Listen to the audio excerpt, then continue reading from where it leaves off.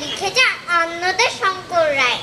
যাচ্ছ কোথা চাংড়ি পোতা, কিসের জন্য নেমন্তন্ন, বিয়ের বুঝি না বাবুজি, কিসের তবে ভজন হবে, শুধুই ভজন প্রসাদ ভোজন। কেমন প্রসাদ? যা খেতে স্বাদ। কি খেতে চাও?